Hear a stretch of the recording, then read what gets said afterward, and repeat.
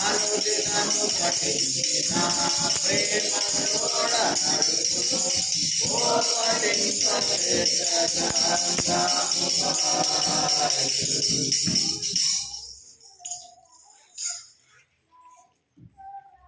దేవుని వాక్యము జ్ఞాపకం చేసుకున్నాము. దయచేసి గమనించండి. అది దేవుని వాక్యం జ్ఞాపకం చేసుకున్నాము. దేవుని ఆరాధించాలి. మనం ఏం చేయాలి? ఇప్పుడు దేవుని ఆరాధించాలి. ప్రార్థన అయిపోయింది, పాటలు అయిపోయినాయి, దాని తర్వాత బైబిల్ కోరస్ కూడా అయిపోయింది. ఇప్పుడు మనం ఏం చేయాలా? దేవుని ఆరాధించాలా. దేవుని ఆరాధించాలంటే మనం ఏం చేయాలా? దేవుని ఆరాధించాలంటే మనం ఏం చేయాలా? ఆరాధించవచ్చు. ఏం చేయొచ్చు? ఆరాధించవచ్చు. కానీ మన దేవుడు ఆరాధన వినాలి కదా. అవునా కదా? ఏమమ్మా? మనం ఇప్పుడు ఆరాధించవచ్చు, కానీ దేవుడు మన ఆరాధన వినాలి. వినాలంటే ఏం చేయాలా? వాక్యం వినాలి.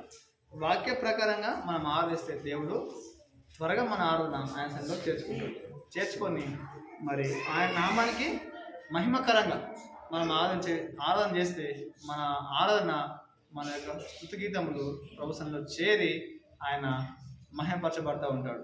కాబట్టి కొన్ని మాటలే ఎక్కువసేపు నేను చెప్పాను. ఏ టైం వరకు క్లోజ్ చేస్తారు? యాక్చువల్గా అక్కడ ఏ టైం వరకు క్లోజ్ చేస్తారు? 1 వరకు. అయితే నాకు లేట్ అయింది. ఎందుకు లేట్ అయిందంటే మా నర్సాపూర్ సేవకుని కొద్దిగా హెల్త్ బాగాలేదు, కొంచెం ఎక్కడ అంటే అక్కడ మరి ఆరాధన పడతాం అని చెప్పి ఇక్కడికి వచ్చాను. నేను యాక్చువల్లీ ఇక్కడికి రావాల్సిన వాడిని. యాక్చువల్గా రాదని ఏం చెప్పిందంటే, తమ్ముడా నువ్వు ఏం చేస్తావో నాకు తెలియదు, 9 గంటల వరకు రాని చెప్పింది. అని చెప్పింది. ఎవరన్నా రాకపోని నువ్వు పాటలు పాడుకో, వాక్యం చెప్పు అని చెప్పింది. అని చెప్పమని చెప్పిండు. కానీ నేను ఆ టైం వరకు వచ్చాను. యాక్చువల్గా నేను 9 లోపే వచ్చాను నర్సాపూర్కి. నర్సాపూర్ ఏం చెప్పారంటే ఈ రోజు నుంచి 9 నుంచి 12 గంటల వరకు అని చెప్పారు. ఎందుకంటే ఎండాకాలం కదా, తొందరగా ముగించమని చెప్పారు. అయితే అక్కడ మరి బ్రదర్ కొంచెం బాగాలేదు. అయితే అక్కడ కొన్ని నిమిషాలు మరి దేవుని వాక్యం ధ్యానించి మరి మీ మధ్యలో కూడా దేవుడు ప్రవేశింపజేశారు. కాబట్టి దేవుని మహిమ. కాబట్టి కొన్ని మాటలు నేను చెప్తాను. ఏం మాటలు అంటే దేవుని మాటలు చెప్తాను. ఏం చెప్తాను? దేవుని మాటలు చెప్తాను. ఆ మాటలు మీరు విని దేవుని ఆరాధిస్తే దేవుడు సంతోషంగా ఉంటాడు, హ్యాపీగా ఉంటాడు. అవునా కదా? ఇప్పుడు మనము సంతోషంగా ఉండాలంటే ఏం చేయాలా? దేవుని వాక్యం విని దాని ప్రకారంగా ఆరాధించాలి. ఏం చేయాలా? దేవుని వాక్యం విని దాని ప్రకారం మనం ఆరాధిస్తే దేవుడు హ్యాపీగా ఉంటాడు, మనం కూడా హ్యాపీగా ఉంటాం. అవునా కదా? చూడండి, మరి దేవుని మరి హ్యాపీగా ఉంచుతాం. ఏం చేద్దాం? దేవుని సంతోష పెడదాం, దేవుని హ్యాపీ అంటాం కదా. మన పిల్లలకు happy birthday, happy women's day. నేను జరిగింది కదా హ్యాపీ ఉమెన్స్ డే, దాని తర్వాత హ్యాపీ బర్త్డే, దాని తర్వాత happy children's day, happy teachers day. అన్నీ హ్యాపీలే, అన్నీ హ్యాపీలే. కానీ మన జీవితంలో మాత్రం హ్యాపీగా ఉండదు. మనం హ్యాపీగా ఉండాలంటే దేవుని సంతోష పెట్టాలి. ఏం చేయాలా? దేవుని సంతోష పెట్టాలి. కొన్ని నిమిషాలు మీ పిల్లల్ని ప్రభుకి ఇచ్చేస్తే ప్రభువే పండబెడతాడు, ప్రభువే పాలిస్తాడు, ప్రభువే డిస్టర్బెన్స్ లేకుండా చూస్తాడు. కాబట్టి కొన్ని నిమిషాలు మీరు వాక్యం శ్రద్ధగా వినాలి. చూడండి, ఏషియా రాష్ట్ర గ్రంథం చూడండి. ఏషియా రాష్ట్ర గ్రంథం 42వ అధ్యాయం చూడండి. ఏషియా రాష్ట్ర గ్రంథం 42వ అధ్యాయం. ఏషియా రాష్ట్ర గ్రంథం 42వ అధ్యాయం 8వ వచనం. ఏషియా, యెహోవాను నేనే, ఇదే నా నామం మరి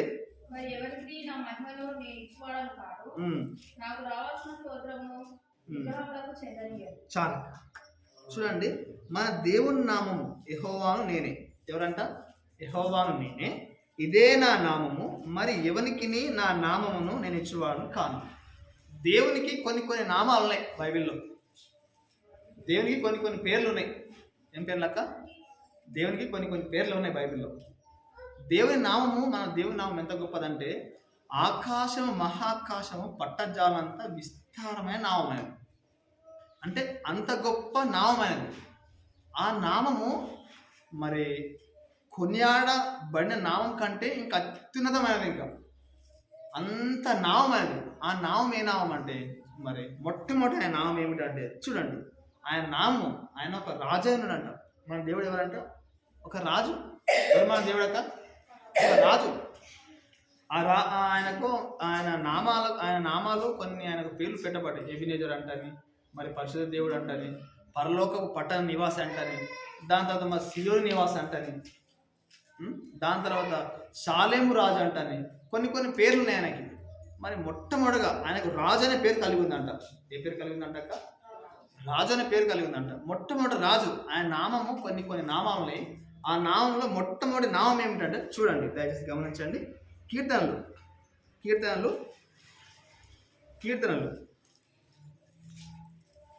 24వ అధ్యాయం.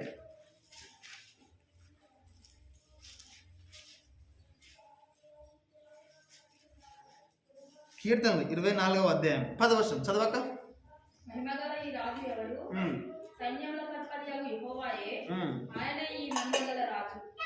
ఎవరంట అక్క ఆయన?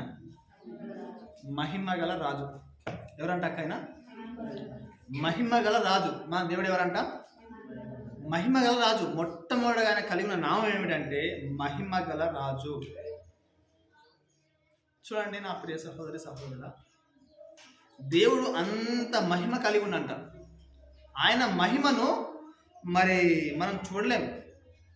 ఆయన మహిమను మనం చూడడానికి మన కళ్ళు సరిపోవు, అంత మహిమ కలిగి ఉన్నంట. చూడండి, మోషే అనేటువంటి భక్తుడు ఆ దేవుని వెనుక పార్శ్వం చూసిన తర్వాత, ఆ మహిమ ఆయన ముఖంలోకి ప్రవేశించిన తర్వాత మోషేను ఆ ఇశ్రాయేల్ ప్రాంత ప్రజలు చూడలేకపోయారంట. ఏమైందక్క? ఇశ్రాయేల్ ప్రాంత ప్రజలు దేవుని యొక్క మహిమను ఆ మోషే చూసిన తర్వాత, ఆ మోషే కొండ మీద నుంచి కిందికి దిగి వచ్చిన తర్వాత ఆ ప్రజలు ఆ వెలుగును, ఆ మహిమను చూడలేకపోయారంట. అంత వెలుగు, అంత మహిమ గల ముఖంగా తయారైపోయింది. ఎవరిదంటే మోషే. చూడలేకపోయారు వాళ్ళు, అంటే వాళ్ళ కళ్ళు పట్టలేకపోతున్నాయి అంట. అంటే అంత మహిమ ఉందంట. ఎవరి దగ్గర? మొట్టమొదటిగా మన దేవుని దగ్గర ఉంది. ఎవరి దగ్గర ఉందక్క? దేవుని దగ్గర ఉంది. ఆ మహిమ ఎవరికి వచ్చిందంటే దేవుని చూసిన తర్వాత వెనుక పాశం చూసిన దేవుని మళ్ళా చూసిన అంటే ఆయనంత గొప్ప భక్తులు అనుకోవద్దు మనం. మోసే వెనుక పాశం మాత్రమే చూసిండు. దేవుని చూసి తట్టుకొని నరుడు ఎవరు లేరు భూమి మీద. అటువంటి విధంగా మరి మోసే చూసిన తర్వాత కొండ మీద దిగి వచ్చిన తర్వాత ఇట్లా చూస్తావు అంట. చూడగానే ఆ వెలుగు ప్రకాశం ఉందంట, అంత మహిమ ఉందంట. ఆ మహిమను చూడలేక ఆయన ముఖం మీద ఏమేసినట్ట వాళ్ళు ముసుగేసారు.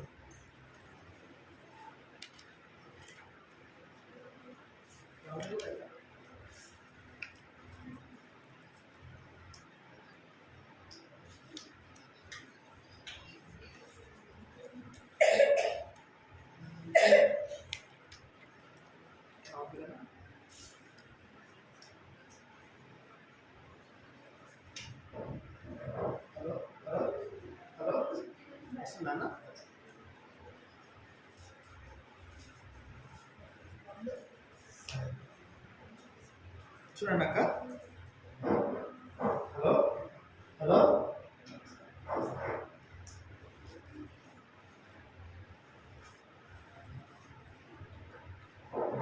హలో ఓకే వస్తుంది. ఓకే నమస్తే. చూడండి, దేవుని యొక్క మహిమను ఆ ప్రజలు చూడలేకపోయారట. అంటే అంత వెలుగు, అంత మహిమాకాంతమైన ముఖము ఎవరికి ఉందంటే మోషేకి ఉంది. ఆ మోసేని వాళ్ళు చూడలేక ఆయన ముఖం మీద ఏం చేసినట్ట, ఆయన తల మీద ముసిగేసినట్ట. అంటే అంత మహిమ ఉందట. చూడండి, మన దేవుడు అంత మహిమ గలవాడు కాబట్టి ఇప్పుడు మనం ఏం చేయాలంటే ఆ మహిమ గల దేవుని అంతలా ఆరాధించాలి. ఏం చేయాలక్క? అంతలా ఆరాధించాలి. అంతలా ఆరాధించాలంటే గుడ్డలు కొట్టడం కాదు. కొంతమంది ఆరాధన చేస్తారు. ఆరాధన చేస్తే అయ్యో ఆయన వాళ్ళ మొక్కాలి.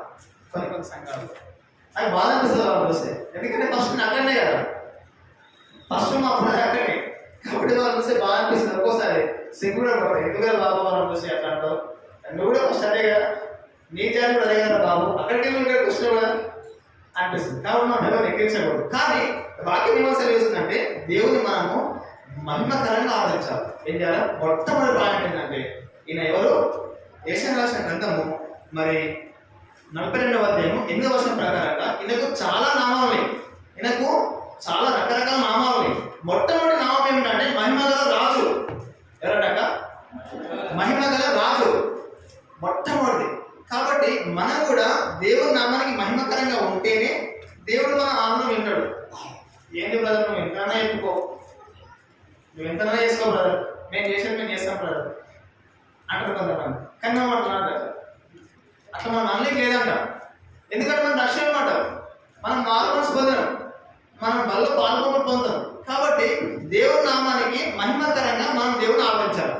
మొట్టమొదటి మాట ఏమిటంటే మహిమ గల రాజు.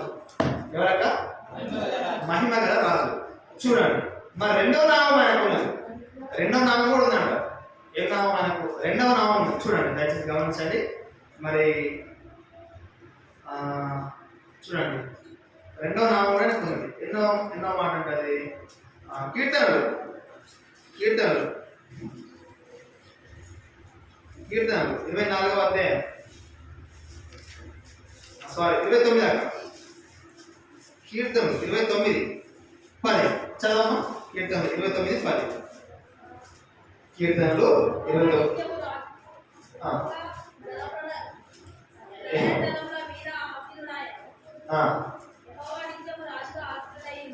యెహోవా ప్రళయ జలముల మీద ఆసీనుడైనను. యెహోవా నిత్యము రాజుగా ఆసీనుడై ఉన్నాడు. ఎవరంటా? నిత్యరాజు. ఎవరంటా? నిత్యరాజున. ఇవాళ పోయాడు కాదు, ఇవాళ పోయే రాజు కాదు. ఎవరంటా? నిత్యమైన రాజున. మొట్టమొదటి రాజు ఎవరంటే మహిమ గల రాజు. రెండవ రాజు ఎవరంటే నిత్యమైన రాజు. ఇలా కొట్టే నామం ఏం పేరక? నిత్యమైన రాజు. ఈ నిత్యమైన రాజును నువ్వు స్తుతించాలంటే నువ్వు నిత్యం దేవుని ఆరాధించాలా. ఏం చేయాలా? నిత్యం దేవుని ఆరాధించాలా. ఈ నిత్యమైన రాజు నీ కొరకు నిత్యం విజ్ఞాపన చేస్తూ ఉన్నాడు.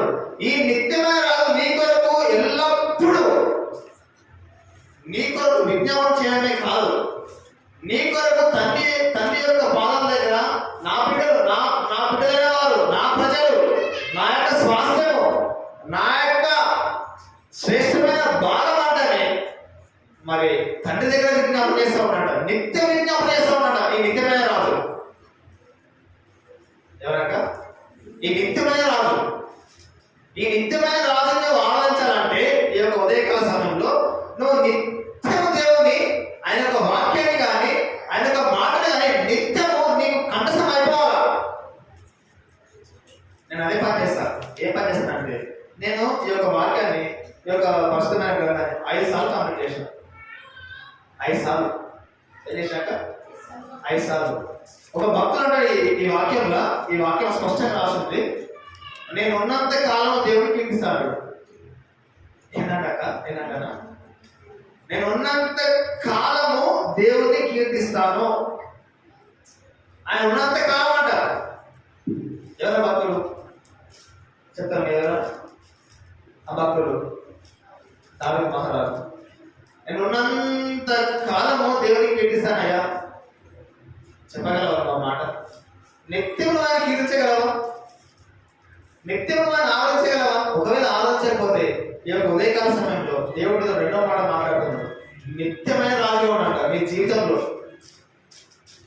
నీ జీవితంలో నిత్యమైన రాజుగా ఉండి నీ ద్వారా ఆరాధించబడాలని ప్రభు ఆశపడుతూ ఉన్నాడు ఈ మధ్యాహ్నకాల సమయంలో. కాబట్టి నువ్వు దేవుని ఎల్లప్పుడూ నిత్యం ఆరాధించాలి. ఒక మందిరంలోనే కాదు, నీ కుటుంబంలో కానీ, నీ యొక్క డ్యూటీ విషయంలో కానీ, నీకు బయట విషయంలో కానీ, ఎక్కడైనా సరే ప్రభు నిత్యం ఆరాధించాలి. రెండవ మాట చూడండి. మూడవ మాట గమనిద్దాం. చూడండి మూడవ మాట. దయచేసి గమనించండి. మూడవ మాట చూడండి. నిత్యమైన రాజు. ఈ నిత్యమైన రాజు మరి చూడండి 45వ కీర్తన. చూడండి 45వ కీర్తన. చూడండి 45వ కీర్తన. చూడండి 45 మొదలు చదవక. ఈ రాజు ఎవరంట? ఈ రాజుని ప్రభు అంట. ఎవరంటాక? ఈ రాజుని ప్రభు. ఈయన నీకు ప్రభు అయినందుకు నేను ఆరాధించాలా. ఏం చేయాలంటాక? ఈయన నీ ప్రభు ఉన్నందుకు ఇతను ఆరాధించాలా. ఇతను ఆరాధించకపోతే ప్రభు బాధపడ్డాడంట, ఫీల్ అయిపోతాడంట. ఏమైపోతాడు? ప్రభు ఫీల్ అయిపోతాడు, ప్రభు బాధపడతాడు. ప్రభును ఆరాధించకుండా ఒక నిమిషమైన, ఒక క్షణమైన, ఒక గడియైనా ఉండకూడదు. ఒక భక్తుడు పాట పాడతాడు. ఎంత గొప్ప పాట నాది. ఒక ప్రాంతంలో విన్నా, ఇక్కడ బెంగళూరు ప్రాంతంలో విన్నా. పరిచయం వెళ్ళినప్పుడు అక్కడ ఒక బ్రదర్ పాట పాడాడు. మాట్లాడు మా మాట్లాడు, నాతో మాట్లాడు అంటే అంత ఆయన పాట పాడినప్పుడు నేను ఆయన దగ్గర విన్నాను ఆ మాటలు. ఈ రాజు నీ ప్రభు అన్నంత విధంగా ప్రభు మహిమపరిచే విధంగా ఆ విధంగా పాట పాడుతూ ఉన్నాడు. అంటే ఈ యొక్క వాక్యార్థం ఏమిటంటే దేవుడికి కొన్ని నామాలు ఉన్నాయి. మొట్టమొదటి నామం ఏంటి? మహిమ గల రాజు. రెండవ నామం ఏంటి? నిత్యం ఉండే రాజు. మూడో నామం ఏంటంటే ఈ రాజు నీ ప్రభు అంటారు. అందుకని దేవుడు నామం ఆలోచించాలి. ఇప్పటి వరకు 3 నామాలు చూసినాం. ఏం చూసినాం? 3 నామాలు చూసినాం. 3 నామాలు కూడా పెట్టుకుంటారు లోకంలో. మనం అవి పెట్టుకోదు. మళ్ళీ ఏంటైనా 3 చెప్పిన 3 నామాలు పెట్టుకుంటామంటే ఆ నామాలు పెట్టుకోదు. ఈ నామం ఏమిటంటే యేసుక్రీస్తు నామం. ఇది ప్రభు అయిన యెహోవా యొక్క నామం. ఇది మన తండ్రి అయినా ఆయన కుమారుడు అయినా పరిశుద్ధాత్మైనటువంటి త్రిత్వంలో ఏకత్వమైన నామాలు ఇవి. మీకు తెలుసో తెలియదు అంటే చెప్తా ఉన్నాయి మాటలు. ఆయనకు కొన్ని నామాలు ఉన్నాయి. మొత్తం నాకు తెలిసి బైబిల్లో 14 నామాలు ఉన్నాయి ఆయనకు. ఏం నామాలు? 14 పేర్లు ఉన్నాయి ప్రభుకి. 14 పేర్లు ఉన్నాయి ప్రభుకి. 14 రకాలుగా ప్రభుని పిలుస్తారు. రాజు రాజు రాజు రాజు రాజు. మొట్టమొదటిగా మహిమ గల రాజు, రెండవది నిత్యం ఉండే రాజు, మూడవది ఏంటంటే ఈ రాజుని ప్రభు. ఎవరంట? ఈ రాజుని ప్రభు. 3 మాటలు ఉంది. ఎన్ని చెప్పాలి ఇవాళ? 14 చెప్పాలా? లేదా 7 చెప్పాలా? లేదా 3 చెప్పాలా?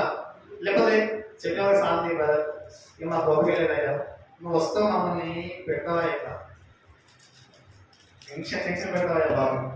కొన్ని మాటలు గుర్తు చేసే అని అంటారు. ఆయన గొప్పలేసి అతను లేదు మంచోళ్ళు అన్న చెప్పి నాకు రాజన్న మా వాళ్ళు ఎంత ఎట్లా వింటారు కదా, ఎందుకు అర్థం కాదు అంటాడు. కానీ ఎంత మాత్రం చెప్పారు, కొద్దిసేపు చెప్తారు. మీకు ఫీడ్ అయిపోవాలి ఈ నామాలు. నేను మరోసారి అడుగుతాను, యేసుక్రీస్తు ప్రభుకి ఎన్ని నామాలు అట్లా అయినప్పుడు మీరు నాకు స్పష్టంగా చెప్పాలి. ఒకవేళ అడిగితే మాత్రం మొట్టమొదటి నామం అయినాక మహిమ గల రాజు, రెండవది నిత్యమైన రాజు, మూడవది ఏంటి? ఈ రాజుని ప్రభు. ఎవరు? ఈ రాజుని ప్రభు. 4వ మాట చూడమ్మా, చూడండి 4వ మాట చూడండి. కీర్తనలు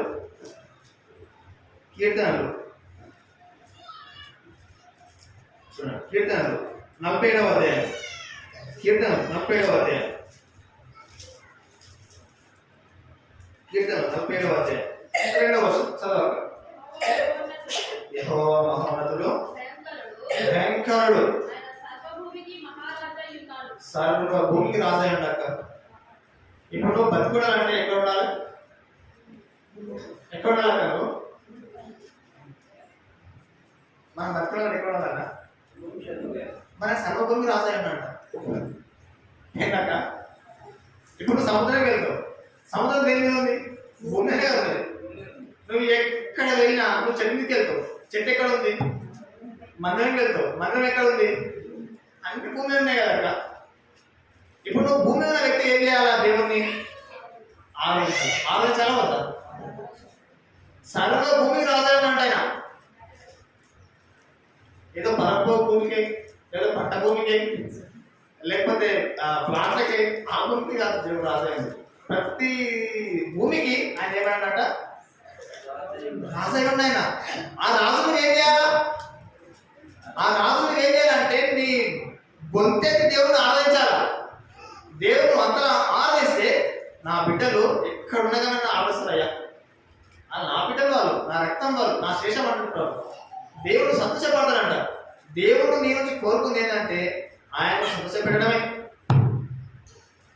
నీ నుంచి ప్రభు ఆశపడదు. నువ్వు ప్రభు నుంచి ఆశపడదు చాలా ఉంది. ఎంత ఉందంటే లెక్కింపలేనంది. గొంతమే కోరిక మంది ప్రభు దగ్గర ఆశపడదు.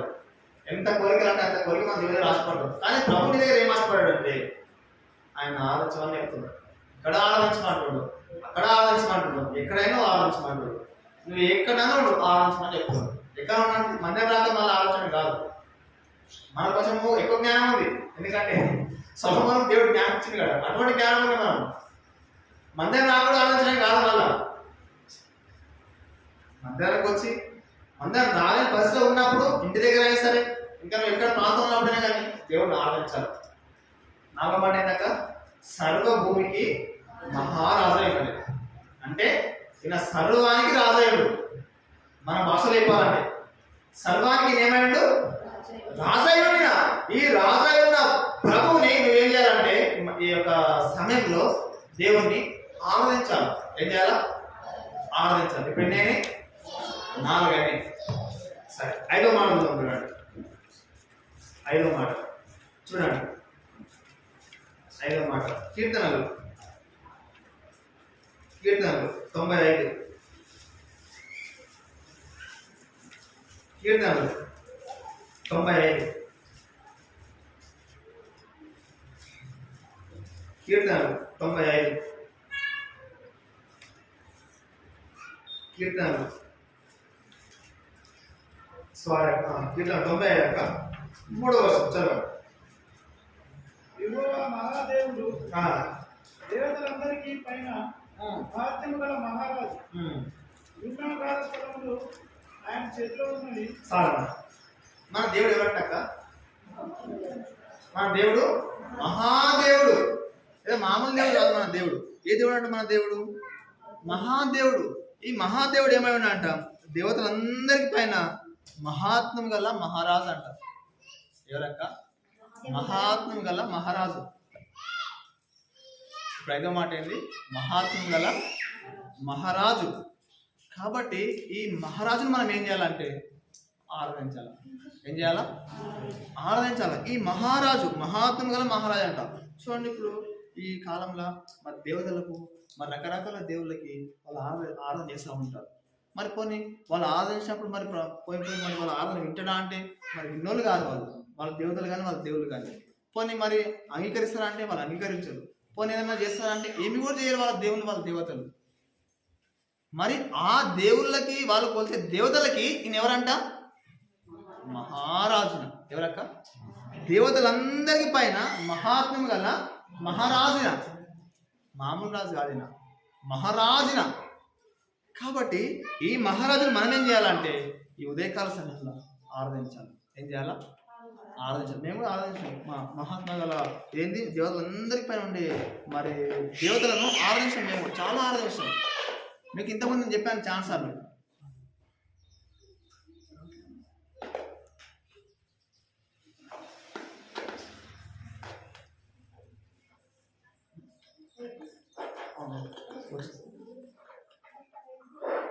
చూడండి, మేము కూడా దేవుళ్ళని చాలా మంది ఆరాధించాం. దేవతలను కానీ మరి రకరకాల దేవతలను రకరకాల దేవుళ్ళని మేము ఆరాధించాం. చాలా ఆరాధించాం. మేమైతే మాలకు ఆరాధించిన వాళ్ళు ఉండకపోవచ్చు నాకు తెలిసి. అందరూ ఆరాధించాం. మేమైతే ఈ దేవతలను కానీ ఈ రకరకాల దేవుళ్ళని కానీ ఆరాధించాం. కానీ ఈ మహారాజుని మాత్రము ఒకప్పుడు మేము ఆరాధించలేము. ఎందుకంటే మాకు తెలియని స్థితిలో ఉన్నప్పుడు మేము రకరకాలుగా ఆరాధించేవాళ్ళమే. ఇప్పుడు తెలిసే స్థితిలో ఉన్నప్పుడు దేవుని స్పష్టంగా ఆరాధిస్తున్నాం. ఇప్పుడు తెలుసుకున్నాం ప్రస్తుతం అయితే. అప్పుడు తెలియని స్థితిలో ఉన్నాం మేము.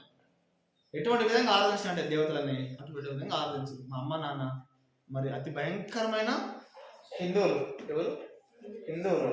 మా అమ్మ నాన్న మరి మాకు దేవత ఉంటుంది, మా కుల దేవత. ఆ దేవతకు ఏం చేసేవారు? మరి ఇంట్లో ఉంటే మొట్టమొదటి కొడుకును ఏం చేయాలా? ఆమె ముందు పండబెట్టి ఏం చేయాలమ్మా? బలియాలి. ఏమైనా బలియాలా? కట్టిన మేకను బలియాల. ఏం చేయాలన్నా? కట్టిన మేకను బలియాలి. అది సిద్ధాంతం. అది ఆమె పేరే పెట్టాలి. ఏం చేయాలక? ఇక్కడ ఉంది వాక్యం ఏముందంటే దేవతలందరికీ పైన మహత్వం గల మహారాజు ఉంది కాబట్టి మాట చెప్తున్నా. మా ఇంటికి ఒక కులదేవత ఉంది. ఆ దేవతకు ఖచ్చితంగా కట్టిన మేకనే. మళ్ళా ముక్కంకర ఉండదు, మూతంకర ఉండదు, శవంకర ఉండదు, కాలంకర ఉండదు, ఏ వంకర ఉండదు. మళ్ళా అన్ని కులాస్ ఉండాలి. అట్లయితేనే బలి పోతుందంట. ఎవరు? ఆ దేవత. నేను ముట్టగా మా అమ్మాయిని ఏం చేసిందంటే ఆ దేవతకు కట్టిన మేకనే పోసేది. ఏం చేసేది? ఎందుకు చెప్తున్నట్టు ఈ మాట? ఇట్లా జరిగింది నా జీవితంలో. కాబట్టి నేను తెలియని స్థితిలో ఉన్నప్పుడు మా తల్లిదండ్రులు ఆ విధంగా ఆ దేవతను ఆరాధించారు. కాబట్టి ఇప్పుడు మనం తెలుసుకున్నాం. ఎవరు తెలుసుకున్నాము? ఈ మహారాజును తెలుసుకున్నామంట. ఎవరైనా మహారాజును తెలుసుకొని ఈ మహారాజును మనం ఏం చేయాలా? ఆరాధించాలి.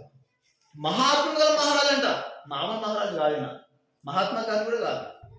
మహాత్మా గాంధీ కొన్ని గొప్ప సాహసాలు చేసినట్ట.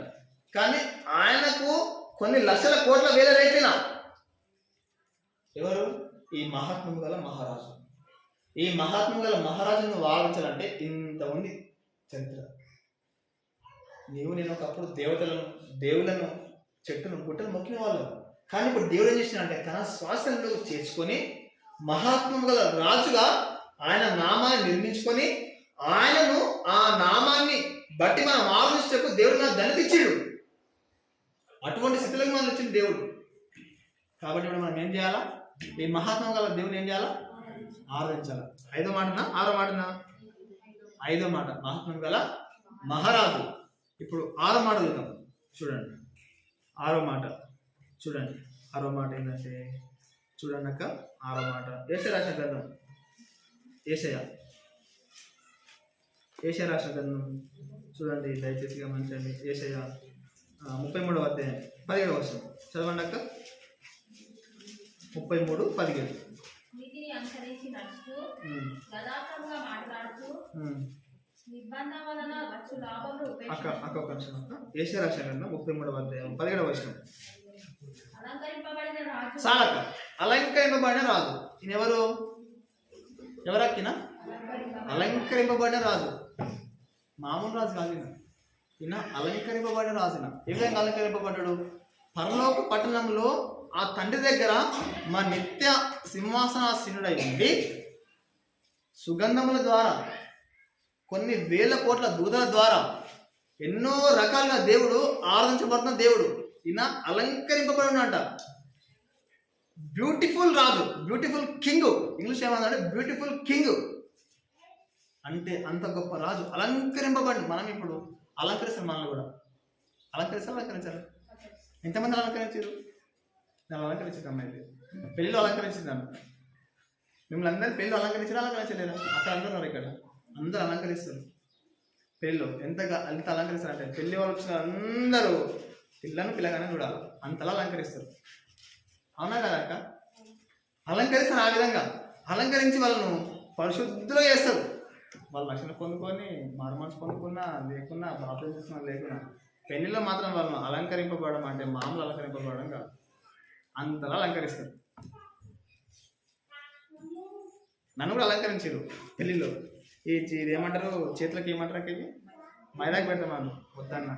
ఇంకేమన్నారు? కంకణం కడతామన్నారు, ఏమంటాక వద్దన్న. అరే బాబు నువ్వు ఏదో దండరా బాబు, కనీసం పసుపు పొట్టుకొని పెట్టుకొని చెప్పారు. ఏమంటాక పసుపు పొట్టు, అది కూడా వద్దని చెప్పిన. ఏం చెప్పినాక అది కూడా వద్దని చెప్పిన. ఇంకోటి ఏం చెప్పిన అంటే అది ఆ చేతిలో కూడా పట్టుకుంటారు. అది ఏంటి ఏమంటారక్క? చేతిలో ఒకటి కత్తె పట్టుకుంటారక్క. కత్తెర కాదు, అది పట్టుకుంటారు. అది ఏమైనా కట్ చేయడానికి పట్టుకుంటారు. అది చేతిలో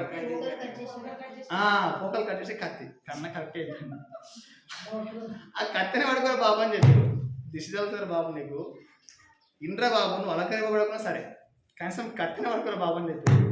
నేను చేసిన నేను కత్తిని పట్టుకోను, నేను ప్రభుని పట్టుకున్నాను అని చెప్పిన. ఏం చెప్పిన? అందరు ఏం చెప్పిన అంటే అన్ని పట్టుకొని చెప్పారు. ఒక్కడన్నా బైబిల్ పట్టుకొని చెప్పలే. ఏందాక ఒక్కడు కూడా బైబిల్ పట్టుకొని చెప్పలే. నేనేం ఎవ్వరు నాకు చెప్పలేదు. మళ్ళా నేను చేసినాడు ఈ బైబిల్ మాత్రం పట్టుకున్నాను. నా పెళ్లి ఫోటోలు మొత్తం పెట్టినా ఉంది బైబిల్. ఎక్కడ పోయినా ఇట్లుంది, ఇట్లా ఇదే బైబిల్. మళ్ళీ నాకంటే బాగా బైబిలే కనబడుతుంది. అంటే నేను అలంకరింపబడడానికి సిద్ధం కలిగాను. నాకు అలంకరింపబడాలని ఇష్టం లేకుండా. కానీ ప్రభు యొక్క అలంకారాన్ని ప్రజలకు చూపించాలి. మనం ఏం చేయాలక్క? మన యొక్క అలంకారాన్ని మనం చూపించకూడదు. ప్రభు యొక్క అలంకారాన్ని ప్రజలకు చూపించాలా. అందుకనే అలంకరింపబడిన రాజున. ఈయన మామూలు రాజు కాదిన, నువ్వు ఆరాధించే రాజు. ఈయన ఎవరు? అలంకరింపబడిన రాజు. ఈ అలంకరింపబడిన రాజును స్తుతించాలంటే నువ్వు అలంకరింపబడాలా. ఎక్కడ? అంతరంగంలో అలంకరింపబడాలా, బయట కాదు నువ్వు అలంకరింపబడేది. దిస్ ఈజ్ ఏ బ్యూటిఫుల్ రాజు. ఈయనకు మచ్చలేని రాజునా. నీకు నాకు మచ్చలు ఉన్నాయి, నీకు నాకు అన్ని మచ్చలు డాగులే ఉన్నాయి. కానీ ఈయనకు మచ్చ లేదు, డాగు లేదు, ఏమి లేదు. అటువంటి రాజే. ఈ రాజును స్తుతించాలంటే, నువ్వు ఆరాధించాలంటే నువ్వు అంతరంగంలో అలంకరింపబడి ఉండాలా. అంతరంగంలో ఏ విధంగా నువ్వు అలంకరింపబడి ఉండాలంటే నలగాల. నువ్వేం చేయాలక్క? నలగాల. నలిగి నలిగి నలిగి నలిగి ఎందులో నువ్వు నలుగుమంట మమ్మల్ని మేము ప్రతిరోజు నలుగుతున్నాం మా భర్తతోటి. మా బాధ నవ్వుకున్నాం తమ్ముడు ఏంది నాయన నువ్వు ఈ టార్చర్ మాకు పెట్టావు నవ్వడం అంటే అది కదా. మనం ప్రతిరోజు వాక్యాన్ని చదివి దాని ప్రకారం మనం విరగొట్టుకోవాలి.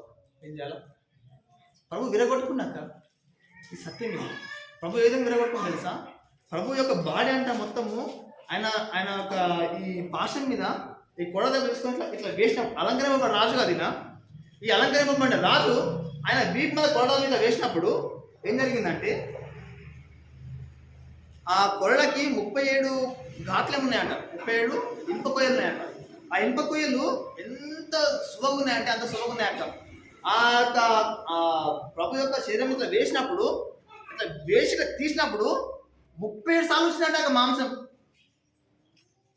కీమా కంటే ఇంకా తక్కువ. మటన్ కీమా ఏ విధంగా అయితే కొడతారో అంతకంటే తక్కువ,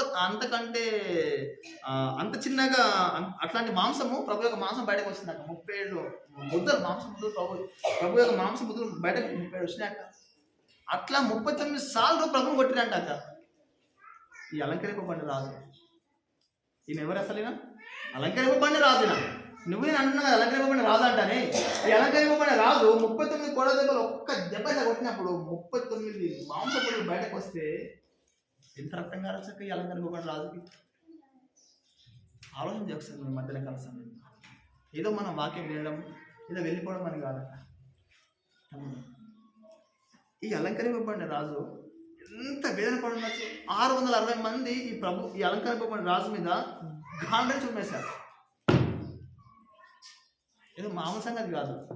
ఏదో మీ మధ్యలో మామూలుగా రాలేదు. నేను దేవుని యొక్క కనిపెట్టి ప్రభావ మా రాజాన్ని చెప్పి వెళ్ళాలన్నా వద్దాను. ప్రభుని చిత్తం ఉందా లేదంటే ప్రభు యొక్క చిత్తం కనిపెట్టి ఇక్కడికి వచ్చాను.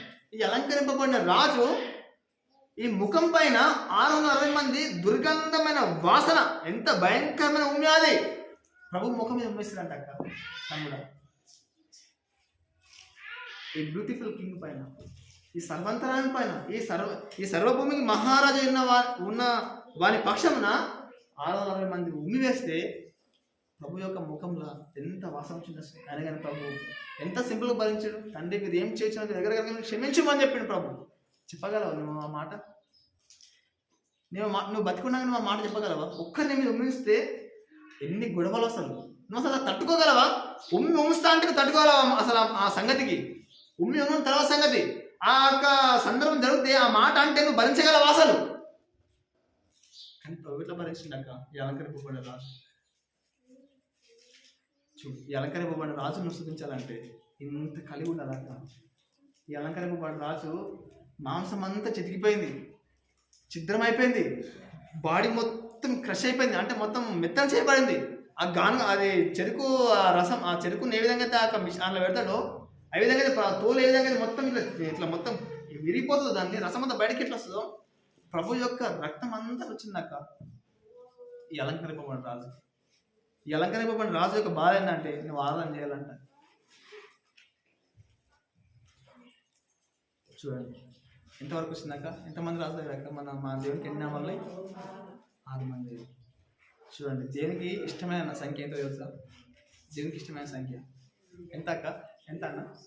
7. 7 3 లోకం అంటది. 3 అంటే ముడివడదరా బాబా అంటారు. ఏమంటారు? 3 అంటే ముడివడదరా అంటారు. 3 ఓకంటారు బాబా అంటారు, ముడివడదు అంటారు. కానీ దేవుడు ఏమంటే 3 అంటుండు. అరే 7 అనకరా బాబు, 7వ దినాన్ని ఏ పని చేయరు లోకంలో. కానీ దేవుడు ఏమంటుంటే 7వ దినం పని చేయమంటుండు. 7వ దినం పరిశుద్ధమైన దినం. 7 అంటే 7 సవరా బాబు, 7 అంటే బాబా అంటారు. అరే నువ్వు ఆదినం ఏంద్ర బాబు పని పెట్టుకున్నావు, 7వ దినం నాడు 8వ రోజు పెట్టుకోవచ్చు కదా, 6వ రోజు పెట్టుకోవచ్చు అంటారు లోకం అంతా. చూడండి 7వ మాట, చూడండి 7వ మాట చూసుకుని మనము 6వ ప్రవేశిద్దాం. చూడండి జకర్యా రాసిన గ్రంథం 9వ అధ్యాయం. జకర్యా 9:10 చదవాలి.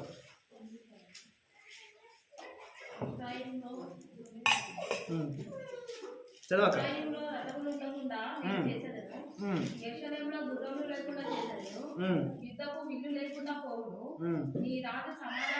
సాలక నీ రాజు సమాధానకర్త. సమాధాన వార్త. ఎవరిప్పుడు? నీ రాజు ఎవరు ఇప్పుడు? సమాధాన వార్త. ఈ రాత ఎవరంటే ఇప్పుడు సమాధాన వార్త. ఇప్పుడు వార్త అందిందా? మనకు అందలేదా? ఎంతమందికి అందింది మనకు వార్త? అందరికి అందింది. సత్యసువార్త మనకు అందరికి అందింది కదా అక్క. ఈ రాజు ద్వారా మనకు సత్యసువార్త కూడా అందింది. వార్త, శుభప్రదమైన నిరీక్షణమైనటువంటి వార్త మనకు అందింది. కాబట్టి ఈ వార్త విన్న మనం ఏం చేయాలి? ఇప్పుడు ప్రభుని ఆరాధించాలి. ప్రభుని, దేవుని మనస్సారా ఆరాధించాలి. చూడండి పైన ఉంటుంది 9వ వచనం. సియోను నివాసులారా బహుగా సంతోషించుడి, యెరూషలేము నివాసులారా ఉల్లాసంగా ఉండుడి. చాలు, ఉల్లాసంగా ఉండాలా. ఉల్లాసంగా ఉండి దేవుని మనం ఆరాధించాలా. ఏం చేయాలా? బహుగా సంతోషించుడి. బహు సంతోషంతో దేవుని మనం ఆరాధించాలా. ఏదో వారం అంతా మొత్తం తెచ్చి మందిలో పెట్టే చూసుకో. వారం అంతా తెచ్చి మందిలో పెట్టద్దు. ఏం చేయాలా? అన్ని మొత్తం దులుపుకోవాలి. ఇట్లా ఏం చేయాలా? ఏం చేయాలక్క? దులిపేసేయాలి మొత్తం. దులపాలంటే మన వాక్యం దులపదు. దులపాలంటే మళ్ళీ వాక్యం దులపకూడదు. మనం దులపాలంటే మొత్తం మన యొక్క గద్ద చిత్తం అంతా దులిపేసి ఏం చేయాలా? దేవుణ్ణి ఆరాధించాలా. ఈయన ఎవరంట?